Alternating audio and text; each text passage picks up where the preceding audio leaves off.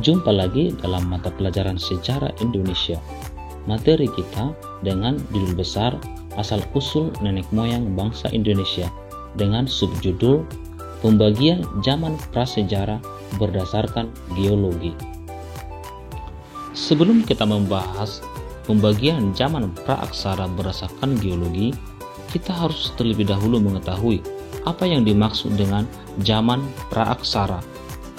Zaman praaksara artinya zaman sebelum manusia mengenal tulisan. Zaman praaksara dikenal juga dengan istilah zaman prasejarah atau zaman nirleka atau zaman sebelum manusia mengenal tulisan. Pembagian zaman prasejarah berdasarkan geologi. Yang pertama, masa Arkeokum atau masa tertua pada periode pembentukan bumi. Masa ini diperkirakan terjadi sekitar 2,5 miliar tahun yang lalu. Pada periode ini, keadaan bumi masih sangat labil, masih menyerupai gumpalan bola gas, dan kulit bumi juga sedang dalam proses pembentukan. Pada masa ini, belum ada tanda-tanda kehidupan sama sekali, karena temperatur bumi masih sangat tinggi, sehingga tidak memungkinkan adanya makhluk hidup untuk hidup. Yang kedua, masa Paleozoikum. Masa ini berlangsung sekitar 500 juta sampai 340 juta tahun yang lalu. Kondisi bumi sudah mulai lebih stabil, meskipun secara keseluruhan belum dapat dikatakan demikian. Secara berangsur-angsur, temperatur bumi mulai mendingin dan mulai terlihat adanya tanda-tanda kehidupan berupa makhluk hidup bersel satu atau yang lebih dikenal dengan nama mikroorganisme. Selanjutnya, muncul hewan sejenis ikan tak berahang, hewan amfibi atau binatang yang dapat hidup di dua tempat, di darat dan di air, dan beberapa jenis tumbuhan ganggang. Karena itu, masa ini dinamakan pula dengan zaman primer atau zaman kehidupan pertama. Yang selanjutnya, masa Mesozoikum. Masa ini disebut juga dengan zaman sekunder atau zaman kehidupan yang kedua. Diperkirakan berlangsung sekitar 245 sampai 65 juta tahun yang lalu. Keadaan bumi sudah semakin stabil. Hal ini memungkinkan munculnya beragam hewan bertubuh besar, seperti berbagai jenis hewan reptil, seperti dinosaurus dan gajah purba.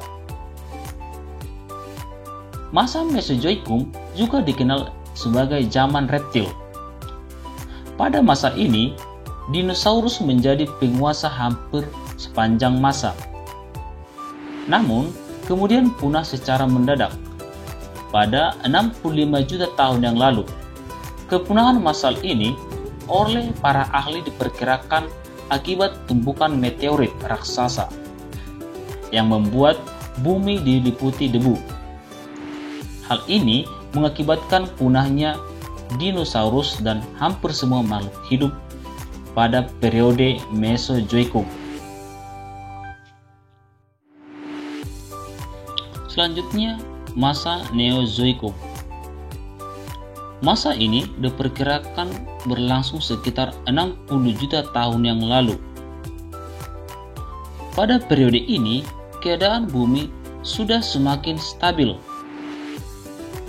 Hal ini memungkinkan banyaknya muncul beragam hewan dan tumbuh-tumbuhan. Pada periode ini sudah mulai muncul beberapa mamalia seperti kera. Zaman Neozoikum dibagi atas dua bagian, yaitu yang pertama zaman Tersier dan zaman Sekunder. Zaman Tersier atau disebut juga zaman ketiga. Pada periode ini, cikal bakal nenek moyang manusia sudah mulai muncul, yaitu dengan munculnya berbagai jenis primata seperti kera monyet, dan lain-lain. Selanjutnya zaman kuarter atau disebut juga zaman keempat. Pada periode ini muncul tanda-tanda kehidupan manusia purba. Pada zaman kuarter dibagi menjadi dua, zaman Pleistosen dan zaman Holosen. Sekian materi kita hari ini pada mata pelajaran sejarah Indonesia.